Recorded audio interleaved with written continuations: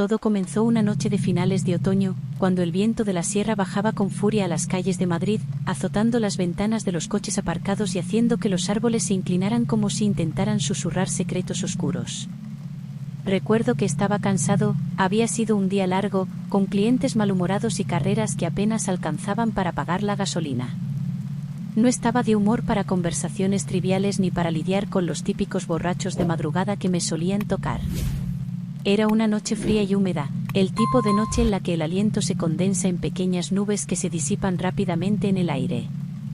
Había terminado una carrera en el barrio de Malasaña, un lugar donde las sombras parecen alargarse más de lo normal y donde el eco de los pasos suena como si alguien estuviera caminando justo detrás de ti. Me disponía a regresar a casa cuando recibí una solicitud en mi aplicación, una carrera que se originaba en las afueras de la ciudad, en un lugar que no era habitual. Dudé por un momento, pero la tarifa era buena y, además, estaba solo a 15 minutos de distancia. Acepté la carrera, encendí el coche y me dirigí hacia las afueras de la ciudad, cruzando calles solitarias iluminadas solo por la débil luz de las farolas. A medida que me acercaba al destino, los edificios comenzaron a espaciarse, las luces de la ciudad se desvanecían y solo quedaban las sombras profundas y los susurros del viento. Finalmente, llegué a la dirección indicada, una antigua casa de estilo castellano, con muros de piedra oscura y ventanas pequeñas que parecían más agujeros negros que ojos vigilantes. Aparqué frente a la casa y miré alrededor, esperando ver a mi pasajera. Sin embargo, no había nadie. Miré la pantalla de mi teléfono, asegurándome de estar en el lugar correcto. Todo coincidía. Toqué el claxon suavemente, solo para no parecer descortés, pero no hubo respuesta. Fue entonces cuando la vi. Surgió de entre las sombras de la casa, una figura envuelta en un abrigo negro largo, casi hasta los pies. La capucha le cubría la mayor parte del rostro, y sus movimientos eran lentos, casi como si flotara. Sentí un escalofrío recorrer mi espalda mientras la observaba acercarse al coche. Había algo en su forma de andar que no me cuadraba, como si sus pies no tocaran el suelo. Abrió la puerta del coche con un movimiento suave y se deslizó en el asiento trasero. No dijo nada al principio, solo cerró la puerta con un clic casi inaudible y se quedó allí, en silencio. Alcancé a verla por el retrovisor, pero su rostro estaba cubierto por la capucha, apenas distinguía su barbilla y un mechón de cabello oscuro que escapaba del abrigo. «Buenas noches», dije, tratando de sonar cortés aunque mi voz tembló un poco. La mujer respondió con un susurro apenas audible, como si las palabras fueran arrastradas por el viento. «Calle del Desengaño, por favor». Era una voz extraña, como si proviniera de un lugar muy lejano, casi como un eco de algo que sucedió hace mucho tiempo. Su acento no era claramente identificable, pero sonaba antiguo, como si estuviera fuera de lugar y de tiempo. Arranqué el coche y me dirigí hacia el centro de la ciudad. Las calles estaban desiertas a esa hora, solo el ruido del motor y el ocasional crujido de las ramas contra el coche rompían el silencio. Traté de no pensar demasiado en la pasajera, pero no podía evitar mirarla de vez en cuando por el retrovisor. Siempre estaba allí, inmóvil, como una estatua, solo que sentía su mirada fija en mí, aunque no pudiera verla claramente. Después de un rato, traté de iniciar una conversación para romper el silencio inquietante. «Hace frío esta noche», comenté, esperando algún tipo de respuesta que alivianara la tensión. Ella respondió con otro susurro, pero esta vez no pude entender lo que dijo. Fue solo un murmullo, un conjunto de palabras que se mezclaron con el sonido del viento. Decidí no insistir, su presencia ya era suficientemente incómoda sin agregar más presión. Continuamos en silencio durante el resto del trayecto. La ciudad parecía más sombría de lo habitual, las luces de los edificios se reflejaban en los charcos de la lluvia reciente, creando patrones extraños que parecían moverse a medida que pasábamos por ellos. Finalmente, llegamos a la calle del Desengaño. Era una calle estrecha, con edificios antiguos que parecían haber visto demasiados inviernos. Me detuve frente a una de las casas más viejas, una estructura imponente con balcones de hierro forjado y ventanas altas y estrechas. «Es aquí», susurró la mujer, su voz era casi un soplo en la noche. Apagué el motor y me volví para decirle el precio de la carrera, pero cuando lo hice, la puerta ya estaba abierta y ella había salido del coche. Solo vi su figura deslizarse hacia la oscuridad, desapareciendo entre las sombras de la noche. Fue entonces cuando lo vi. En el asiento trasero, donde ella había estado sentada, había algo que no estaba allí antes. Era una fotografía, antigua y amarillenta por el tiempo. La tomé con cuidado, sintiendo el papel frágil bajo mis dedos. La imagen mostraba a una familia, un hombre, una mujer y dos niños pequeños, todos vestidos con ropa elegante de la década de 1940 o 1950. Parecían felices, pero había algo inquietante en sus ojos, como si supieran algo que yo no. Los observé detenidamente, pero no reconocí a ninguno de ellos. No podía entender cómo una mujer joven, como la que acababa de llevar, podía tener una fotografía tan antigua. Decidí que lo mejor era no darle demasiada importancia. Seguramente era un objeto de colección o algo por el estilo, y se le había caído por accidente. La dejé en el asiento del copiloto, decidido a olvidarme de todo. Sin embargo, cuando llegué a casa, no podía dejar de pensar en la fotografía. Había algo en ella que me inquietaba, algo que no podía explicar. La noche transcurrió sin incidentes, pero no pude dormir bien. Soñé con la familia de la fotografía, pero en mis sueños no estaban sonrientes como en la imagen. Estaban llorando, atrapados en una casa en llamas, extendiendo sus manos hacia mí, pidiendo ayuda. Desperté sudando, con el corazón latiendo a toda velocidad.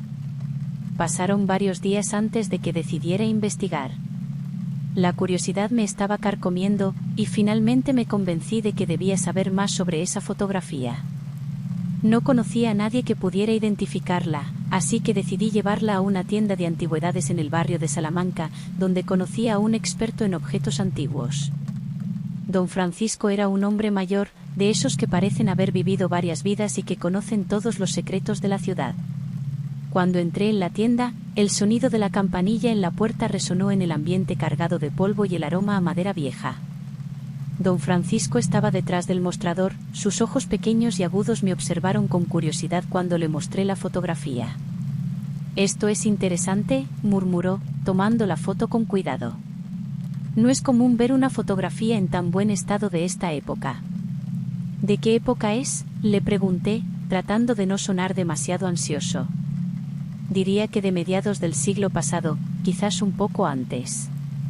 «Por la vestimenta y la calidad del papel, podría ser de los años 40 o 50», respondió, acercándose la fotografía a los ojos. Le conté cómo había llegado a mis manos, omitiendo los detalles más extraños para no parecer un loco. Don Francisco me escuchó con atención, pero cuando terminé de hablar, su expresión cambió. Parecía pensativo, como si algo en la historia le hubiera perturbado. «Conozco a esta familia», dijo finalmente, devolviéndome la fotografía. «¿De verdad? ¿Quiénes son?», pregunté, sintiendo un nudo formarse en mi estómago. «Los de la fotografía son los Olmedo, una familia muy poderosa en su tiempo. Vivían en una finca enorme cerca de Toledo. Eran conocidos por su riqueza y su influencia, pero también por un trágico incidente. La familia murió en un incendio en su casa a finales de los años 60. La finca fue reducida a cenizas, y los cuerpos nunca fueron encontrados. Fue un escándalo en su momento». Me quedé en silencio, sintiendo como una sensación de frío me recorría el cuerpo. «¿Y cómo pudo esa mujer tener esta fotografía?», pregunté, más para mí mismo que para don Francisco.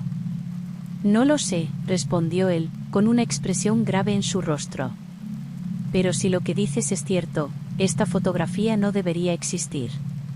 Cualquier cosa que perteneciera a los Olmedo debió haberse destruido en el incendio». Salí de la tienda en estado de shock, con la fotografía aún en mis manos.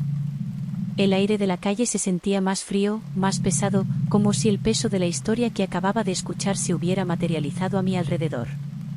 Caminé sin rumbo por las calles de Madrid, tratando de procesar lo que había aprendido, pero cada vez que cerraba los ojos, veía el rostro de la mujer en mi coche, y el de la familia en la fotografía. Esa noche, los sueños volvieron.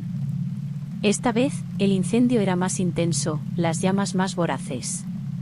Podía oír los gritos, sentir el calor insoportable en mi piel. Desperté con el corazón desbocado, y supe que no podía ignorar esto por más tiempo. Tenía que saber la verdad. Al día siguiente, volví a conducir por la ciudad, esperando encontrar a la mujer que había dejado la fotografía en mi coche. Conduje por las mismas calles, regresé a la antigua casa donde la recogí, pero no había rastro de ella. La casa estaba vacía, abandonada desde hacía mucho tiempo.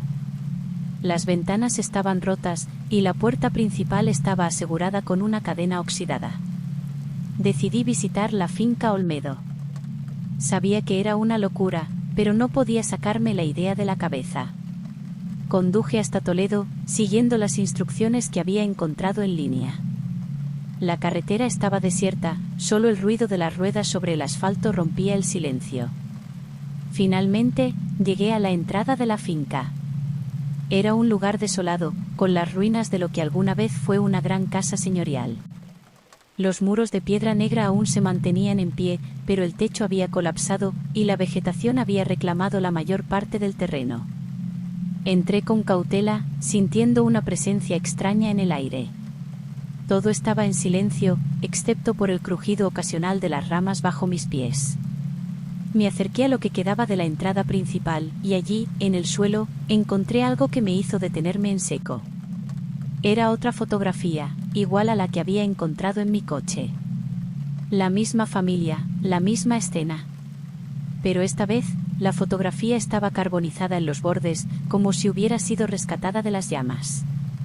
La tomé con manos temblorosas, y en ese momento sentí un susurro en mi oído, un murmullo apenas perceptible que decía mi nombre. Me volví bruscamente, pero no había nadie. Estaba solo, rodeado de ruinas y de sombras que parecían moverse a medida que el sol se escondía en el horizonte. Sin embargo, no podía sacudirme la sensación de que estaba siendo observado. Corrí de regreso a mi coche, con el corazón latiendo con fuerza en mi pecho. Arranqué el motor y me alejé de la finca tan rápido como pude, sintiendo que algo o alguien me seguía. El camino de regreso a Madrid fue una neblina de miedo y confusión, cada sombra en la carretera parecía una figura espectral, cada sonido en el coche un susurro de la mujer que había recogido aquella noche. Cuando finalmente llegué a casa, estaba exhausto, física y mentalmente. No sabía qué hacer con las fotografías, ni con la historia que había desenterrado. Me sentía atrapado, como si me hubiera sumergido en algo que no comprendía, algo que no debería haber despertado. Guardé las fotografías en un cajón, con la esperanza de poder olvidarlas, pero cada noche los sueños volvían, más vívidos y aterradores que antes. Veía a la familia Olmedo, atrapada en las llamas, y a la mujer que había llevado en mi coche, observándome desde la oscuridad. Una noche, no pude más. Desperté en medio de un sueño especialmente perturbador, con la sensación de que alguien estaba en la habitación conmigo.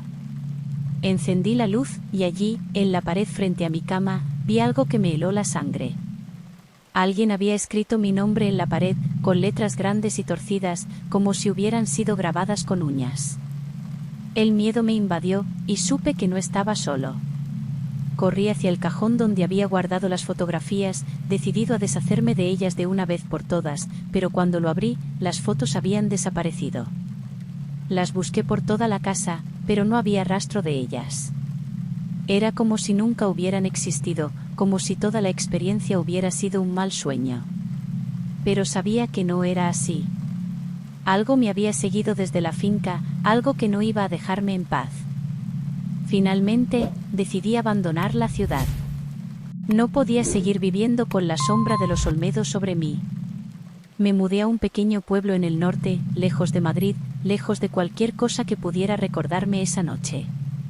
Pero incluso aquí, en la tranquilidad de este lugar, los sueños no me abandonan.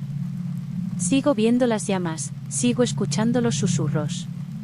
Y cada mañana, al despertar, encuentro una nueva fotografía en mi mesita de noche, siempre la misma familia, siempre mirándome con esos ojos que parecen saberlo todo. Ahora, sé que no puedo escapar.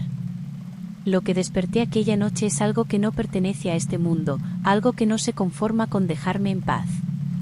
Y sé que, tarde o temprano, vendrán por mí, como vinieron por la familia Olmedo. Porque hay cosas que no deberían ser recordadas, secretos que no deberían ser desenterrados. Y ahora soy parte de ese secreto, atrapado en una historia que no tiene final, una historia que seguirá susurrándome hasta el último de mis días.